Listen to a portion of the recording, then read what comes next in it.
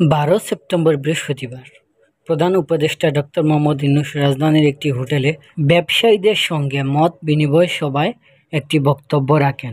তিনি বলেন, আপনাদেরকে খালি উৎসাহিত করবো, সামাজিক ব্যবসা করেন, যা ব্যবসা করেন, টাকা পয়সা করেন, অসুবিধা নেই, পাশে একটা সামাজিক ব্যবসা করেন। কী জন্য করবেন? আপনার গ্রাম, আপনার থানা, আপনার উপজেলা, সেখানে মানুষের খাবার পানির যদি অভাব থাকে, আপনি একটা কাজ করবেন যাতে খাবার পানি মানুষে পায়, বিশুদ্ধ পানি পায়। International chamber of commerce Bangladesh এবং ফন্ডটি জাতীয় বাণিজ্যিক সংগঠন যৌথভাবে এই অনুষ্ঠানের আয়োজন করে রাজধানীর ইন্টারকন্টিনেন্টাল হোটেলে। ব্যবসায়ীদের সামাজিক ব্যবসায় বিনিয়োগের আহ্বান জানিয়ে প্রধান উপদেষ্টা বলেন, প্রচলিত ব্যবসার পাশাপাশি সামাজিক ব্যবসায় একটি অংশ বিনিয়োগ করুন।